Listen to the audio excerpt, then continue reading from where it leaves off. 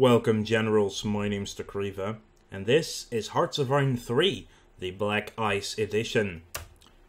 As some of you might remember, I said I was not going to play more Hearts of Iron 3 before Hearts of Iron 4 came out. But I did say those things before it was delayed back to Q2 and then delayed even more. Which is sad and disappointing, but it's good as well, because it means the game will be much better when it comes out instead of half broken on release. But in the meantime, I feel there's enough time to play one more game of Hearts of Iron 3, and I thought why not play it on the Black Ice mod. It is one of the most comprehensive overhauls that Hearts of Iron has currently. It's mostly made by these four people, and more might be as well inclined to have added in the past. Oh, talking a mile a minute here. But yeah, well, this episode will therefore be a little bit longer than usual episodes, because I want to show you most of what changes with Black Ice, and it is a lot. And I mean really a lot. Now, we're going to go play as a specific nation, and there's only one nation we could play.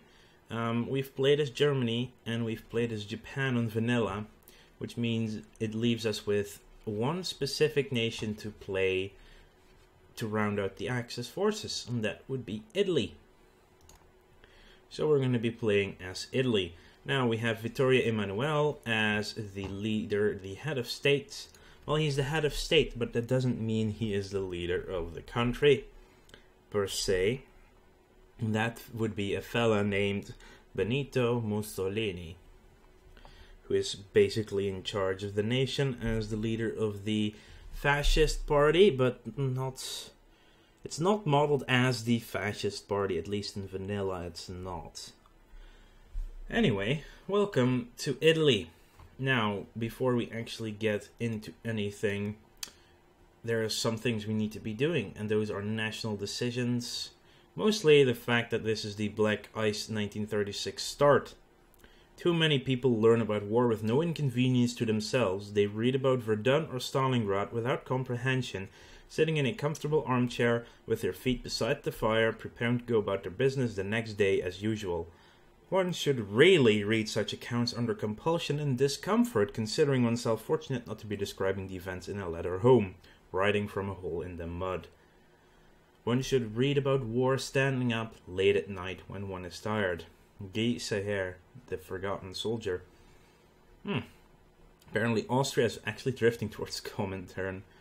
But yeah, so we start off way down here in the fascist side of the things. Let's get the Black Ice start rolling. Based on the legendary ice mod by The Day, we are proud to bring you Black Ice. The mod has been developed by countless people over the last few years and continues to push the boundaries of what can be modded in Hearts of Iron 3. Almost every file and line of code has been taken apart, looked at, and put back together. Constantly updated with new units, texts, and events, Black Ice has put the iron into Hearts of Iron 3. We promise you we'll never go back to a vanilla game again. Here you can choose difficulty setting and let the game commence. Whew. I'm talking way too fast here. Anyway, this is the difficulty we'll be playing as. I'll be playing on normal for myself. Hard would actually, it makes it quite hard, giving you a lot of negative modifiers. So even normal has negative modifiers, only when you go on higher ratings is when you actually get boosts at all. Well, it's interesting for it to grow fast means the größte Feldherr aller Zeiten, which was a nickname given to Hitler during the Second World War, actually. Yeah, we're not that good. Revolt risk, it's still revolt risk +4, but we don't really... Yeah, see, money does go up on all except for grow fast difficulties.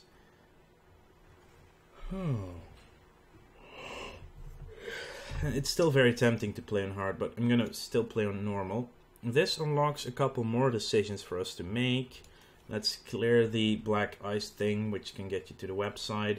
blackicemod.com is where you find most of the things. The download is actually on the Paradox Plaza forums. That should be fine. Now, things that I shouldn't do is the home front, because that's really a later game boost. We will be doing the seaport construction. There we go, economic boost. You've received an economic boost and must now decide how best to use this. Be able to choose a short-term IC boost or use some IC to invest in more long-term important infrastructure projects. Let's do the economic boost. We can do it. Due to surge in productivity, our factories are currently producing more goods, although we are not sure how long this will be sustained. Short-term or long-term. It's 20% money for 5% IC. I don't think we need it. I think we're going to go with the... Actually, in the beginning, IC is not as important. Long-term investment it is for the time being. Redirect your manpower. Other areas of the war effort. That's actually also pretty good. I have no idea how long that will last. Decision needs to be taken at the start of each year to decide upon a new national economic, military, or scientific focus. This decision allows you to place an emphasis on your espionage or spying. It can only be done in January, so we are going to trigger both of these. Espionage and spies. Delve into the murky world of espionage and black ice. You can give boosts to your spy networks, counter espionage efforts, or focus on more specific intelligence gathering, such as industrial, political, and the military. It can also help to boost your national unity, reduce threat levels, and neutrality. Just extra spies. Ooh. Economic spying gives you efficiency for production. Ruling party support. Spy catching. Counterintelligence goes up. Also good. Threat impact. Reduce our neutrality. Increase our national unity. That's just 1 year, I think. Our national unity is doing fine. I think what I want to do is start reducing our neutrality. Very important. National focus. We will lose 1,000 supplies, but we will get some build speed and stuff. Just straight out more. IC is also pretty good.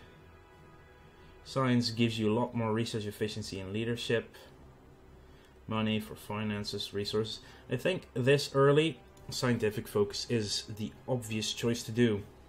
Now, I would like to automate trade, to be honest.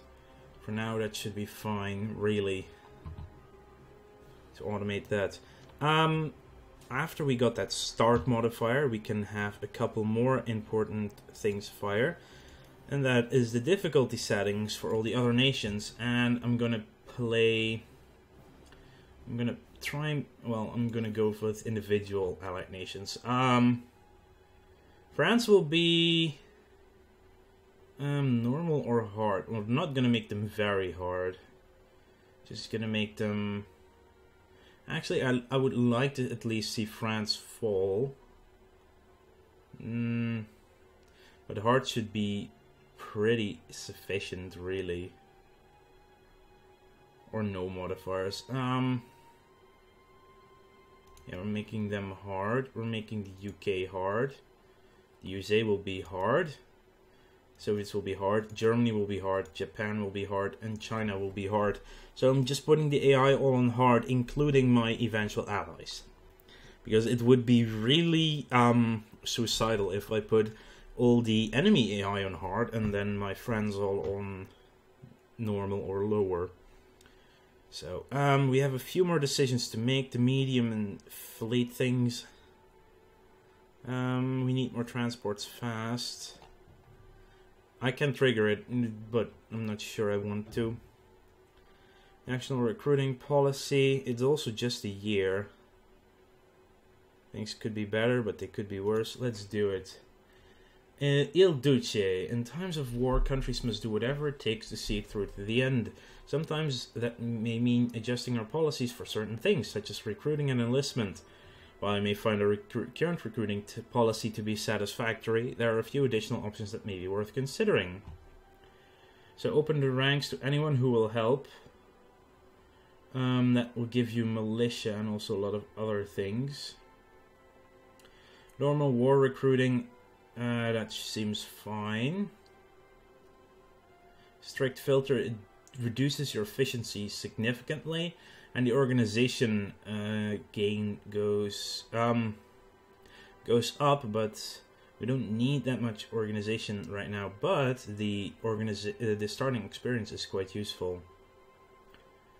But I think a balanced, sane approach seems like the thing to do. The Bank for International Settlements. Where is that one? Here, see all the pop-ups that we just took. The Bank for International Settlements was established by an intergovernmental agreement in 1930, the founding states being Germany, Belgium, France, Great Britain and Northern Ireland, Italy, Japan and Switzerland. The bank was originally intended to facilitate reparation payments imposed on Germany by the Treaty of Versailles after the First World War. The need to establish a dedicated institution for this purpose was suggested in 1929 by the Young Committee and was agreed to in August of that year at a conference at The Hague. A charter for the bank was drafted at the International Bankers' Conference at Baden-Baden in November, and its charter was adopted at the Second Hague Conference on January 20th, 1930. According to the charter, shares in the bank could be held by individuals and non-governmental entities. The BIS was constituted as having a corporate existence in Switzerland on the basis of an agreement with Switzerland as headquarter state for bank. It also enjoyed immunity in all the contracting states. This beverage. I'm going to need to keep my mouth a little bit liquidated throughout this. This is going to be a long one, I fear. Bank for International Settlements. Yes, so we lose some supplies, and, well, Switzerland will still gain the neutrality even if we don't sell them anything. I'm going to sell them 200 supplies. Small fleet, medium fleet, recruit African units, the home front, and redirect your manpower. Let's do the convert manpower. This allows you to use your manpower reserves for either officers, research, or industry. 1,000 officers for 250 man. That's a lot of freaking manpower to lose, though. Research efficiency would be nice, though.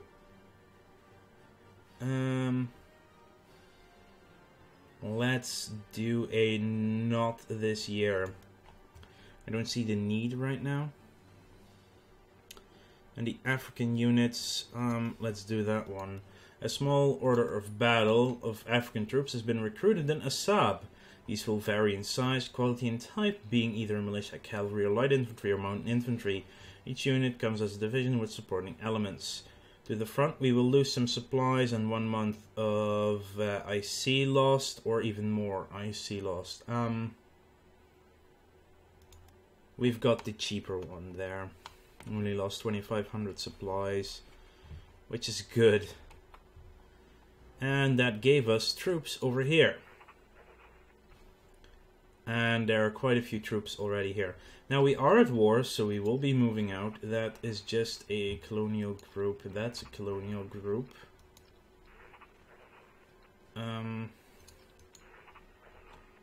If you move in here, they do have some troops everywhere, though. Let's see. The garrison cannot move out. Yeah, this is a big frickin' army. Commando Corpo. This just... oh, okay. Wait, what? Oh, that's indeed a command group, the 500 ones. We don't need them to move forward. The Dubats are probably one of these new people that we just recruited. Yamata de Eritrea. Let's have them move in. Let's give you a leader with some skill. Oh, no, no, no, no, no. You need to stay behind as well. You're the, you have defense attachment, which is actually good. Now, as you see, our armies are a little bit different. That is, the game has been rebalanced quite a bit with a lot of different types of units attached to it. Now, a garrison unit is now the ones we start off with, at least. 1 garrison, 1 artillery, and 2 anti-aircraft units. And that's all of them. Now you might think, hang on a minute, isn't it usually that you want more of the regular brigade and less support? Yes, but only in vanilla. Oh, the whistle, that's nice.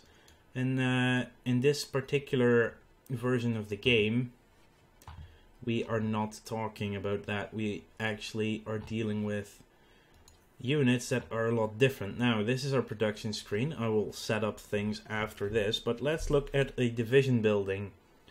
And let's see at how many different divisions we currently have available.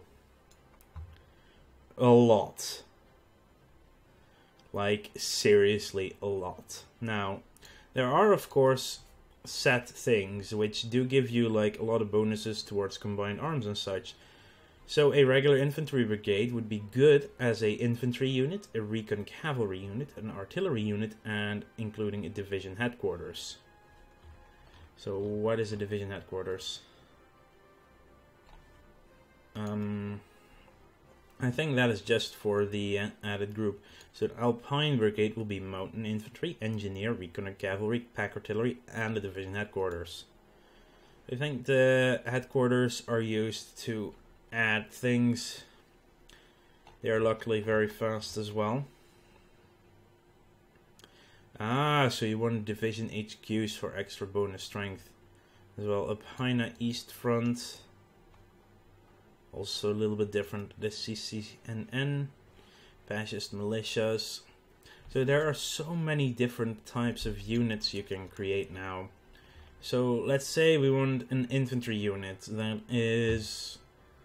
We want some fast units, so motorcycle recon attachment. Motorized infantry is, yeah, currently we don't have any really fast units, so we'll pick up some semi-motorized infantry. We'll add the motorized support, which is good. We'll add the recon cavalry to give some reconnaissance at division headquarters. So now we have recon, we have infantry, we have... Actually, we don't need the recon.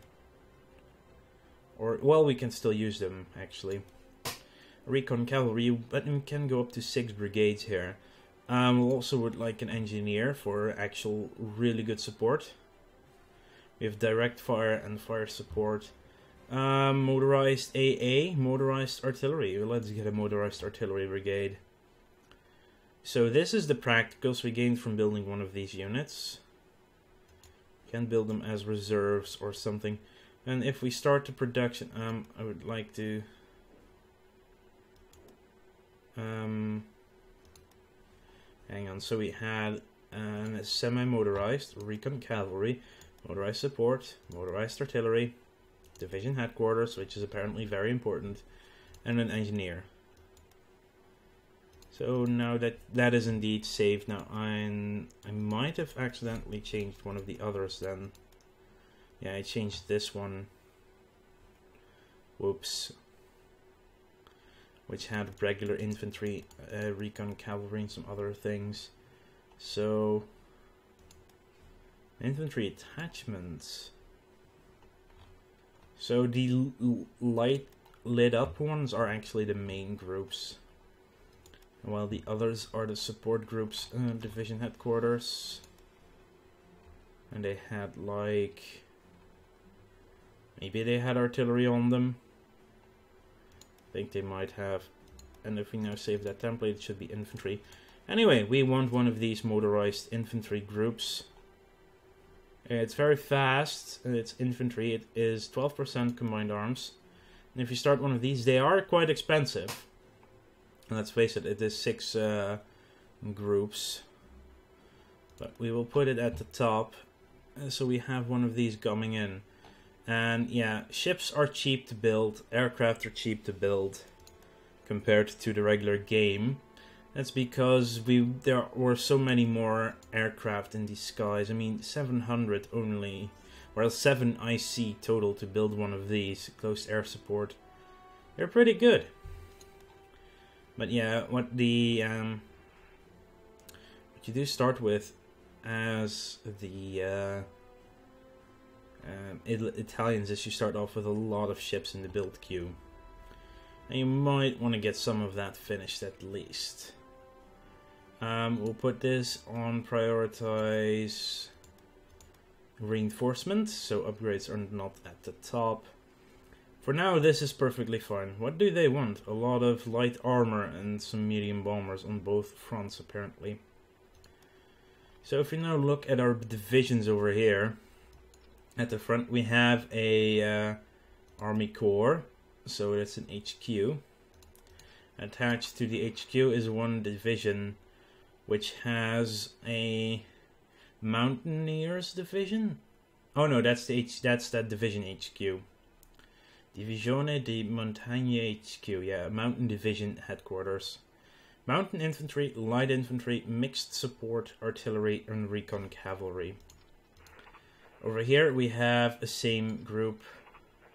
This one is different. It has mountain infantry, pack artillery, recon cavalry, and engineers. So he's better at crossing rivers, say. But these brigades are just different and interesting, to say the least. There's also a lot of divisions over here. Cavalry. Oh, interesting. Do we have any transports here? We do have a liner. Ah. So, I wonder how much does fit on it. Carries 107 weight. You're 129. You're exactly 104, so you are going to get on the ship. And the ship, I believe I will have passage through there. And you will... Can you not transport there? Ah, it doesn't reach all the way there. Well, we will rebase in that case. Straight through the Suez and get some more units down there. Now, I don't think I have to do a lot of changes to most of this. The ships are doing their job. Escorts. Oh, you can get the... You actually have escort missions to use on your specialized ships. Now, the discovery of how the divisions in combat works will happen easily enough when we go to Abyssinia. But let's actually go to the technology screen now. We've had diplomacy with mostly just the decisions. We've had production where we built our first division and set our demands here. Now we look at leadership. We currently only hard difficulty. So because I did set hard difficulty outside the game, so that's another 15% down. Oh well, as you can see we only have 11.88. But there is an effect here, the Great Depression effect, which actually also happens to be on the IC as well. Let's go to the strategic effects, of which there are quite a few more. We're not at peace, so we can be neutral, that's fair enough. There are more here. You can have, if you have 3 vassals, you get some bonuses as well. Naval Builder, I'm not sure if we will get that one. I think we have dockyard facilities actually, so we might. Also, nuclear power. The Dnipropetrovsk. Okay, so that's to actually get that. Interesting. You need to have quite a bit of that. Anyway, medical stuff. Yeah, there are a lot of things that we cannot get just right out. Resource powerhouse. Oh boy, that's also a lot. So yeah, there are a lot more strategic effects in place that will change each country and make them stronger. Regional land power is what we do have because we have enough brigades to get that. Global land power would need 1,000 brigades. We might eventually get that one. Land power, we have enough IC and number of brigades. Continental will need actually 100 planes, which I would like to get to then. But we need 100. I mean, wow. Global military superpower. You actually get inefficient IC because of bigger areas. Yeah, there are a lot of things, but most importantly, no idea how you get the Imperial seat right now. Heroic Tales. Anyway, we have high popularity luckily, and I want to keep the PNF in power, so hope maybe we can get to very high popularity. Here it is, the Great Depression effect. IC minus 50%, money minus 100%, leadership modifier minus 55%, consumer goods during peacetime plus 35, and research efficiency minus 50. But I believe that those modifiers, what I read at least, is that the modifiers will disappear in a couple of days for us, while for the US it is actually event driven to lose that particular modifier, which is good in itself, to be honest. Now, technology. We'll start off with putting everything into spies, because so we can actually boost our intelligence network in the first couple of days, at least until that modifier disappears. That's useful. Now, the yeah, you can see something different over here, and that is basically what has changed to the research. There are a lot more categories here. So we have the nation category, which has a lot of stuff which will change the way the nation works and makes it better. See, giant infrastructure project will give you 2% IC but minus 1% research efficiency. Monumental architecture, more IC, less production on stuff. There's a lot here. What we will get started on definitely is the basic education investment to get some bonus to leadership very fast. Research efficiency is also halted by the Great Depression, sadly.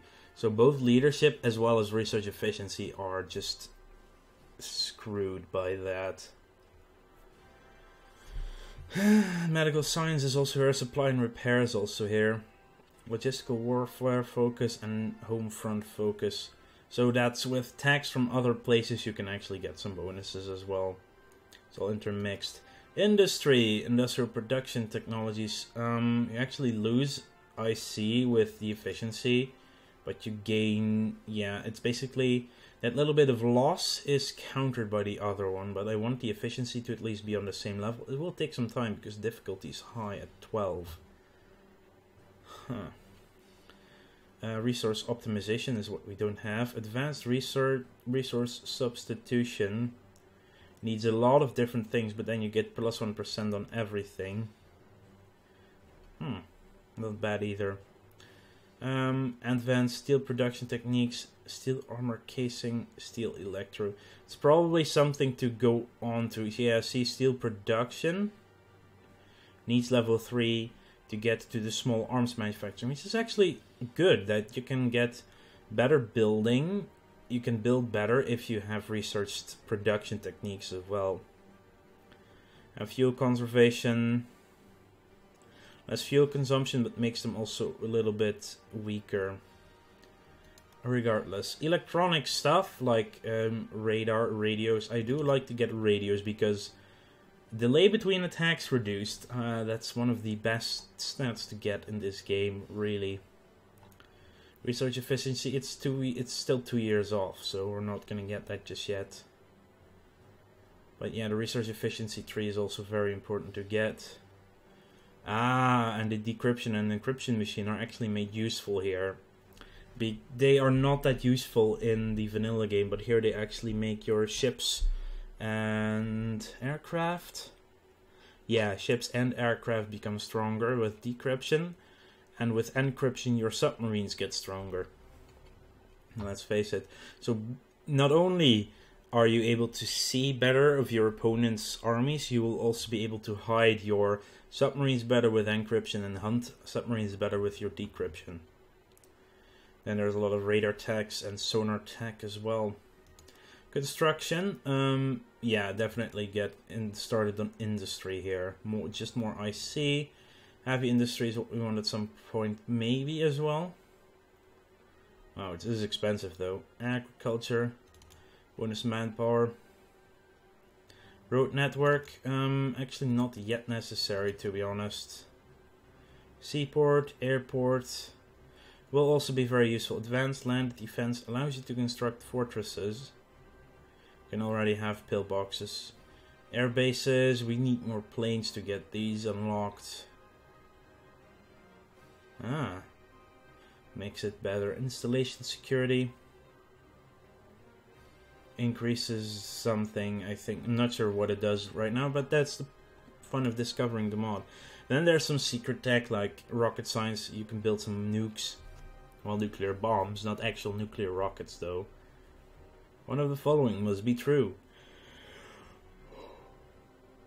But we cannot start level 1 even, sadly. Oh well. Rocket planes. Yeah, this is all the basic secret stuff. There's nothing really added here. Infantry. You also have specialized forces, special forces.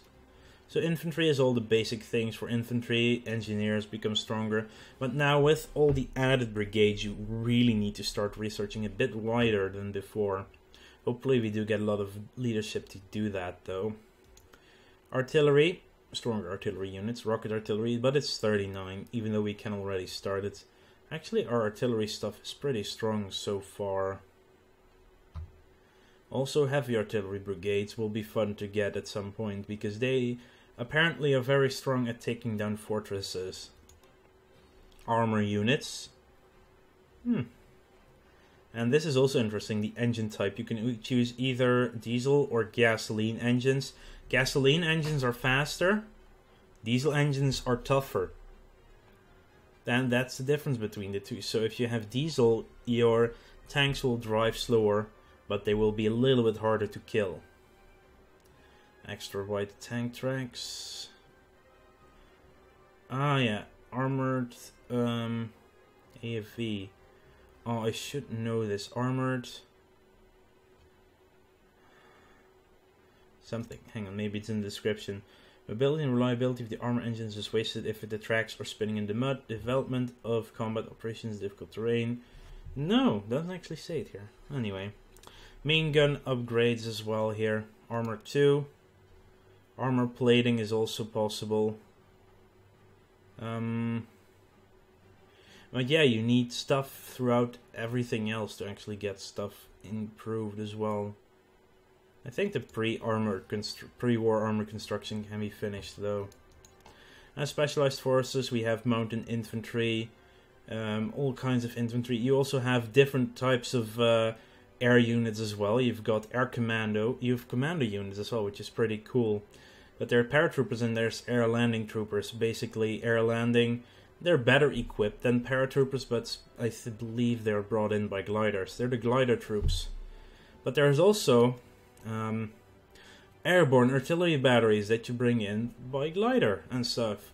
It's so much different. And then there's all ammo increases and oh my.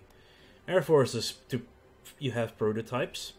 Hey look, assault gliders. Allows the construction of them as well for landing stuff.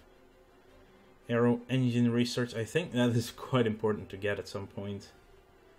And all these things are important to get. Wow, I really need to get looking into all of it. But I'm just showing you most of the things. There's armament, which will make your guns and bombs better. Actually, mostly your guns. The bomb load is for the bombs.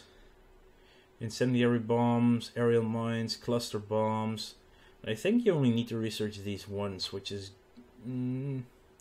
it does say 1, but even if you only start one, it says 1 out of so many. So, and the color is different. Yeah, these are just single things to do, which is interesting to say the least. You can have your bombs a lot better, and you can really specialize your aircraft, and your everything can be specialized basically. Sights, avionics, just allowing you to see better. Jet tech, jet fighters are something that unlocks at some point as well, or you can unlock at least.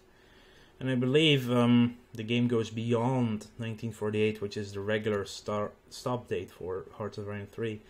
Submarines, also more tanks than just the 6 that the base game vanilla has. Escorts for your destroyers, mostly destroyers, so, as I can see. Anti-submarine warfare, I remember the ASW. Frigate, destroyer, escort. Transports, oh yeah. Troop ship flotillas, we need to at least Yeah, this one is important to get at the very least. To even get further on in this list of things to build. Cruisers, light cruisers, heavy cruisers, anti-aircraft. AAA, yeah, anti-aircraft armament technologies. AA cruisers, anti-air of them. Well, that's another level of cruiser apparently. Holy crap. Capital ships, flying boats, and other things. Capital recon plane technology, jeez. And then there is the carrier technology. Well, I would like to be able to build aircraft carriers regardless, so I'm gonna get allow the construction at least. And then there are the doctrines. So we have the operating infantry doctrines. Home front coordination. These are usually a bit stronger after you've researched some of the base stuff first, because of the added practical and other things. Yeah, here, infantry theory will increase the speed at which you research infantry unit doctrines. There are the strategic stuff, the World War I warfare doctrines, which we're probably a little bit behind on, even though Italy was a part of the war. They weren't that big of a group. Increased build time, but a lot stronger mountain brigades. One unit command and control. I think I want to start at least one of these, though. Yeah. Naval doctrines are still the same as always. These actually... Oh, there seems to be one missing here. Basing is missing. It might have been placed somewhere else then. Construction, port engineering. I don't see basing anymore. Interesting. And of course the air things. Oh. Ah, this is just overlapping. That's fine. So there were some that we probably couldn't see yet. And some of these. Befehlstaktik. Befehlstaktik, yeah. Order command. Huh. Yes, let's see. I need to find a specific one. And if you know what I said earlier about radios, you should know that is the getting much faster into attacks again. Let's see, spec ops, it's not here. Strategic, probably not here either. Operating, has to be under operating. More morale on all of our armor, that's pretty good. Infantry, oh, your combined arms bonus goes up for each infantry. Interesting. Doesn't appear to actually be any... Huh. I think the time between attacks is not... Is it not here anymore? The attritional warfare, oh boy. Stormtrooper tactics. These things are very old stuff though. Cavalry, we do have some cavalry, but...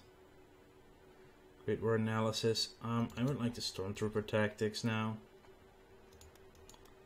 Naval air, but we have some more here. Chain of command. Oh boy. Oh, here it is. Delay between attacks reduced with 6 hours. By making your HQs better. And again, division HQs. Oh lord, there are so many of these. Your order of battle becomes stronger the more you fight as well.